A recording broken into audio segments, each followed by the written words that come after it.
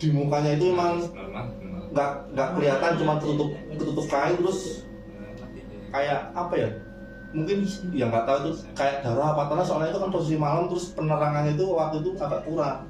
Cuman tepat di depan saya itu seperti itu, saya cuman bisa diem, keringat dingin keluar, karena itu memang pengalaman pertama saya melihat seperti itu. Dan teman saya tadi yang saya bilang indigo itu nepuk pundak saya. Udah, jangan dibahas, takut anak-anak yang lain pada takut. Nah, pas ditepuk itu saya bisa gerak dan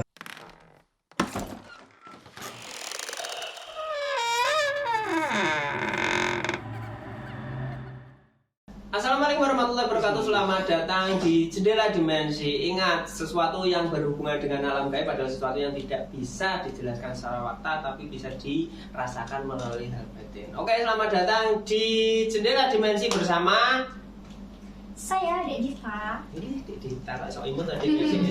Nah, malam hari ini kita ditemenin lagi sama Suhune yang selalu bakal nemenin saya. Halo Su. Sama ini ada tamu dari jauh sekali. Dia juga banyak pengalaman mistis yang kita akan ulik-ulik malam ini bersama Suhunya ya. Perkenalan diri, ini sama Mas siapa ini? Iya, semuanya perkenalkan, saya Mas Husain dari Temanggung. Jauh sekali Mas, naik apa dari Temanggung ke sini Mas? Buruk Mas. Oh. Kirain dari mana? Ini kita mau bahas masalah horor, ini bukan itu. Mas Husain naik buruk ya, enggak gini, jangan kalian main kemana-mana. Motornya itu ada stikernya tulisannya buruk, itu namanya buruk ya. Itu namanya logika. Jadi kalian mindsetnya itu jangan langsung nenek gitu. Oke ya.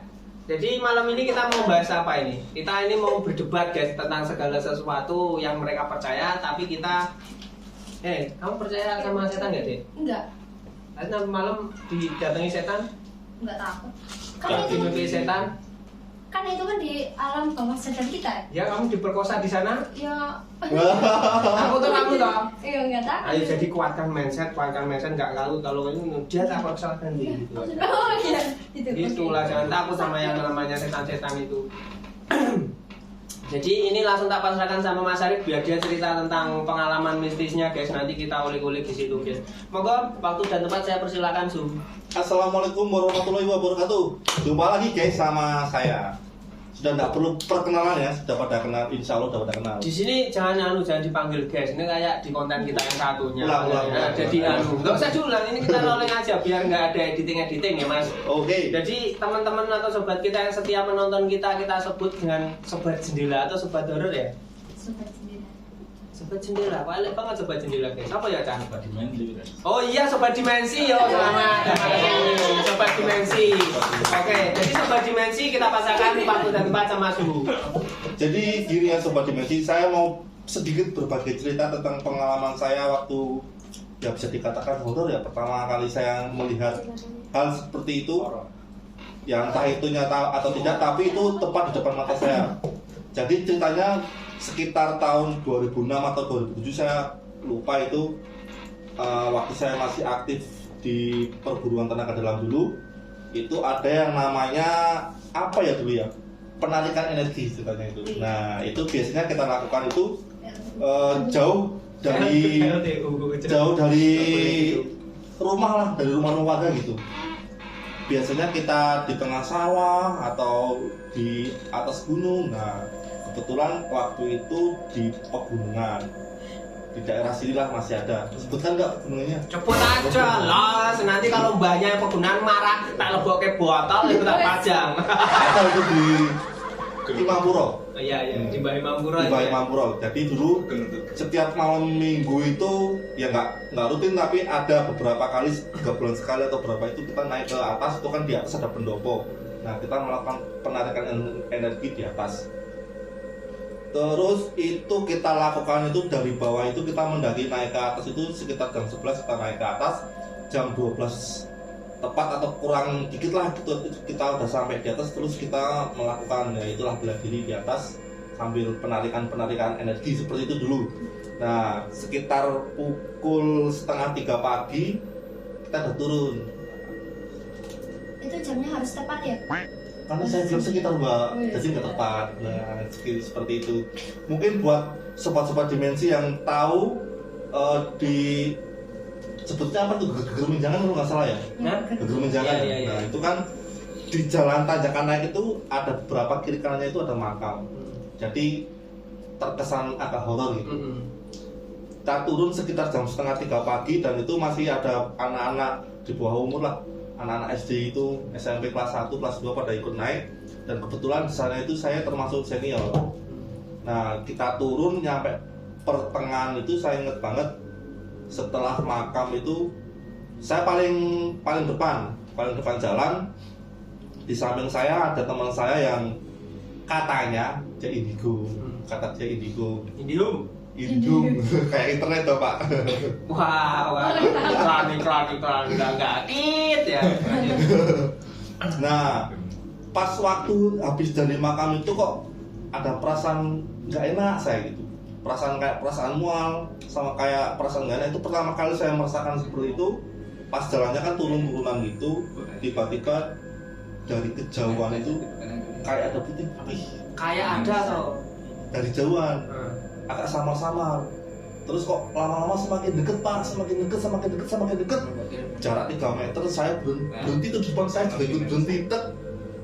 Anak-anak yang di belakang saya itu kan ya masih ada anak SD yang masih junior, saya kan pada nggak tahu.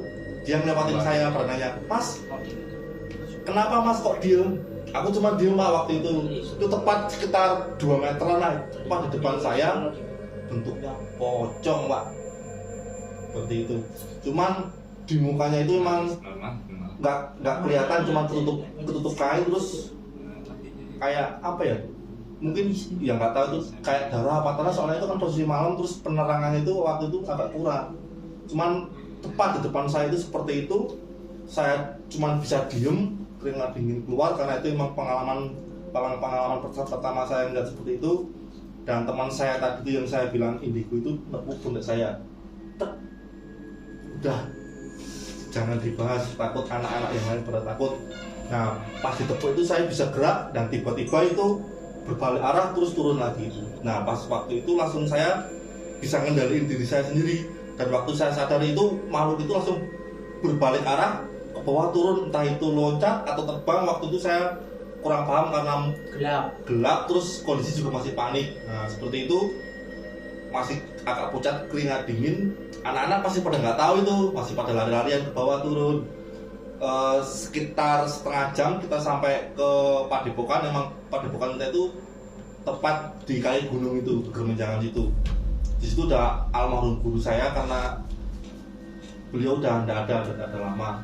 Itu yang ngajarin Iya, kondisi guru besarnya itu, ya guru besarnya itu.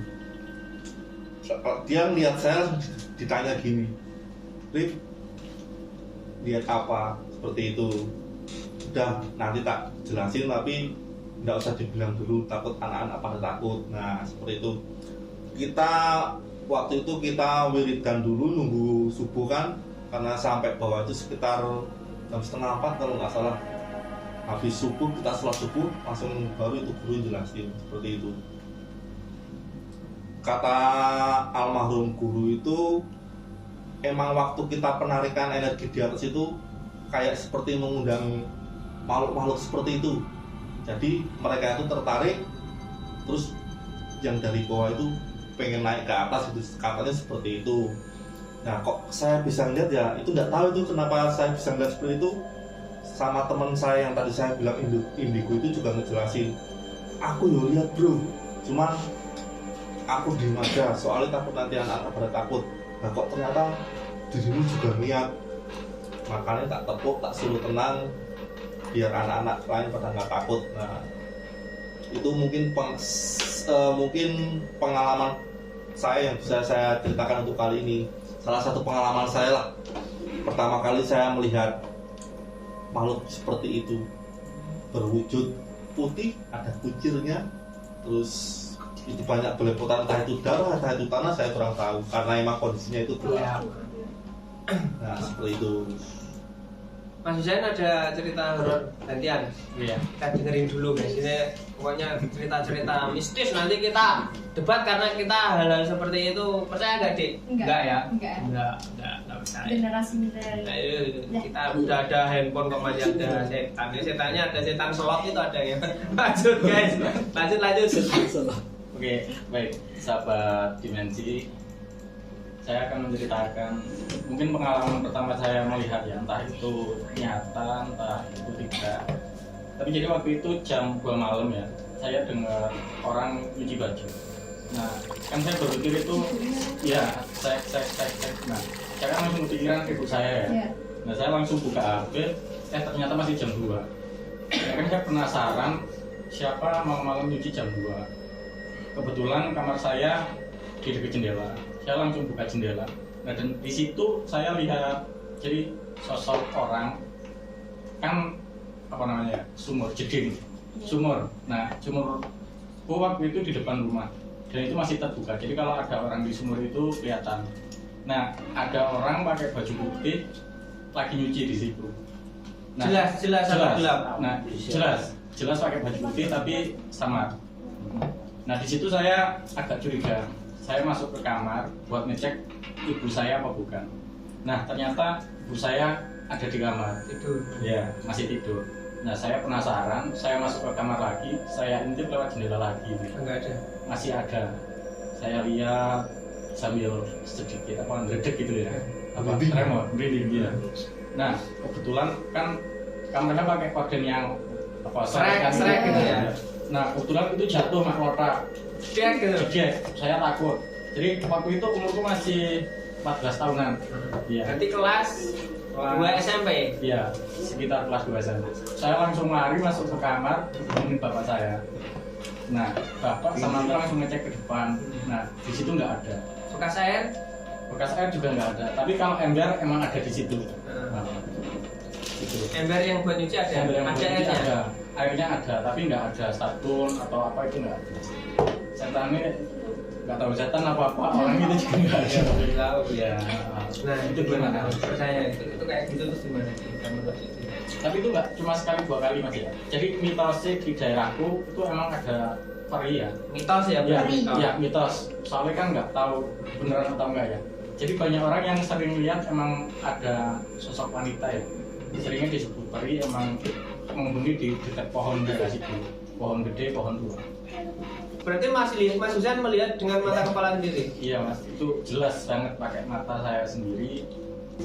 Yakin itu bukan orang lagi nyuci beneran? Yakin kan kalau di logika kan nggak mungkin ya jam 2 malam orang nyuci padahal itu waktu enak-enaknya tidur. Ya siapa tahu Ya, siapa pesugihan tahu. ya. Nah, itu kan gini loh mas. Kalau Awalnya- menurut saya pribadi ya, itu kan masih umur 14 kan ya. Itu kan masih zaman dulu kan belum ada teknologi, belum Iya. mau viral-viral kayak sekarang ini kan kayaknya nggak mungkin ya, Nek. Nggak mungkin ya ada orang cuman mau nyari sensasi di tahun yang lalu itu nggak mungkin menurut saya pribadi. Kalau mungkin zaman-zaman sekarang 2022 itu bisa dia nyari sensasi mau Soalnya terkenal gitu. kadang sesuatu yang dibuat dan diceritakan secara terus-menerus dari orang sekitar menjadi mitos karena hal-hal seperti itu masih menarik di negara kita lah, masih kayak gitu. Makanya sedikit-sedikit tentang mitos ada kuntilanak, sedikit-sedikit tentang mitos kenapa kuntilanak harus baju putih, Kenapa nggak baju merah? Ah. Baju hitam. kenapa nggak baju hijau? Kuntilanak merah juga ada loh.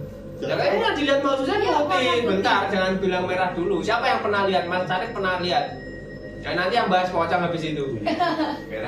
Saya pernah baju merah lihat tuh. Itu mungkin baju merahnya sih lagi dicuci. Bisa. Bisa ini masuk akal. Bisa kan? Mungkin yang baju merahnya lagi dicuci, mbaknya pakai yang putih. Iya. Oh, iya. Tapi tetap saya nggak percaya. Karena apa dia nganu apa namanya melihat gitu nggak langsung disamperin Mbak lagi apa kok nyuci Iya. gitu seharusnya. Nggak ada. Kalau dia langsung saya kuntilanak saya baru percaya. Itu masih karena ketakutan itu yang dibuat dari Ya kan. Mas Husain sendiri. Mas Husain tadi menurut cerita Mas Husain kan dia masih sekitar umur 40 tahun ya. Itu kan dia mungkin belum nalar. Oh. Jadi dia masih agak takut lah, umur segitu kan masih takut ya Mas ya. Dan itu dalam keadaan Mas Husain bangun tidur. Bangun tidur masih belum kembali total nyawanya. Kita percaya nggak percaya gitulah. Kadang gini ya, manusia itu memiliki alam yang bisa dikendalikan tanpa kita sendiri sadar. Nah, alam seperti itu kadang ada benda bergerak seret, ada benda maksiat itu, setan, tenang itu. Secara logika atau hipnoterapi itu nggak masuk karena apa ya? Karena sesuatu yang berwujud jin.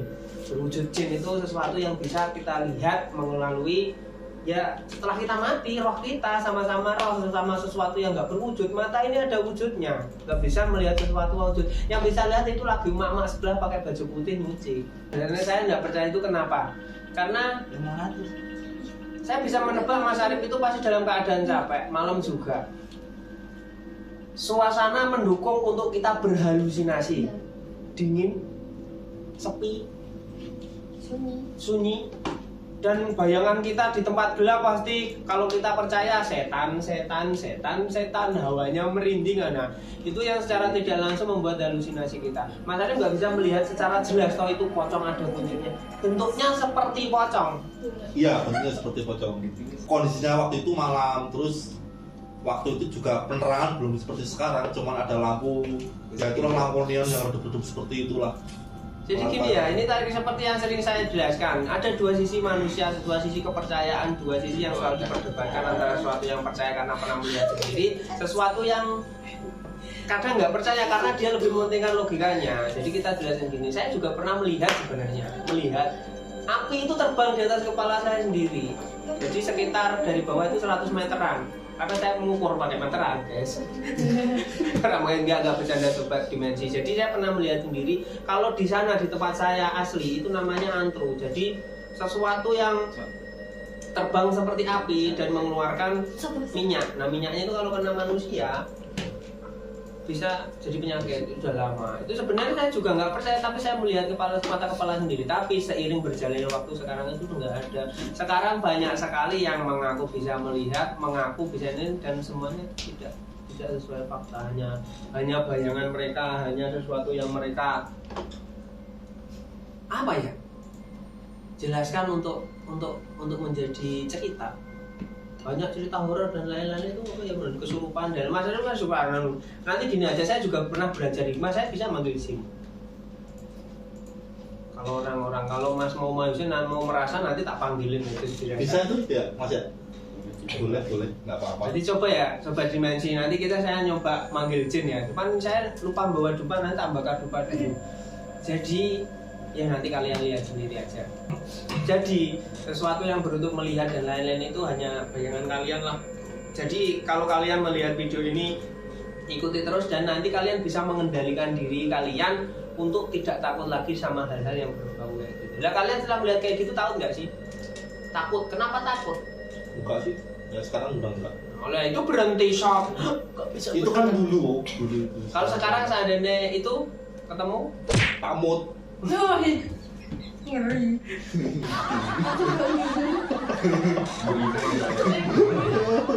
Terus Mas Husain kalau sering ketemu lagi nggak? Setelah dari 14 tahun sampai sekarang itu berarti sekarang Mas Husain berapa? 30? Iya. Jadi 15 tahun yang lalu berarti. 15 tahun yang lalu. Kelihatan lagi nggak? Kalau selama ini belum pernah lihat lagi. Mungkin orangnya udah meninggal. Udah nggak nyuci lagi malam-malam. Udah tempat. Mungkin dia lagi pesugihan atau apa nyuci itu malam-malam. Mungkin dia ini kehabisan air. Kehabisan air. Kehabisan air terus lihat di situ ada air. Orang gila. Emang kelihatan bajunya putih gitu? Iya, putih. Belum ada HP ya? Belum ada. Potret viral Mas. Dia lagi ini. Tapi membelakangi ya? Enggak, aku lihatnya dari samping. Jadi jelas banget dari samping lagi masak-masak gitu. Masak-masak apa? Jajan bayi? Ya nggak tahu. Pokoknya serok gitu. Kayak orang nyuci gitu. Ya orang emang orang bukan setan. Dia ngambang nggak naik mabur nggak? Nah itu sih nggak kelihatan. Nah iya mungkin dia nampak. Kalau setan katanya terbang. Mas Arif aja tadi nggak tahu mau balik, mau terbang, mau mencolot. Ini kan masih rancu. Kalau dia melihat sendiri. Tapi itu gimana kalau kok pas di samperin nggak ada? Kan harusnya kalau orang kelihatan ya, masih di sekitar belum jauh lari. Ya itu kamu sudah sadar berarti kalau nggak ada. Ini halusinasi. Itu halusinasi. Makanya orang yang ada yang namanya ateis, terus yang nggak percaya agama itu apanya namanya agnostik ya namanya kan. Agnostik itu kan orang yang beragama, jadi pengen menjelaskan ketuhanan secara ilmiah itu nggak bisa. Kita bedakan tentang gaib sama yang tidak percaya. Jadi itu hanya sugesti secara tidak langsung. Jadi sugesti secara tidak langsung itu kayak kita terbayang-bayang atau melayang-layang di alam bawah sadar kita. Kalau orang agnostik karena itu, wah itu fenomena alam. Tetap aja nggak percaya. Ah itu gaib itu ono rusak, kita ngiranya setan, kita merasa merinding, malah itu tuh setan. Mereka adalah itu bayangan alam bawah sadar kita yang suasananya yang gampang membuat kita halu. Jadi jangan nganu lah. Jadi jangan gampang-gampang percaya hal-hal seperti itulah. Itu menurut saya masih konyol. Nggak ada yang bisa dilihat kayak gitu.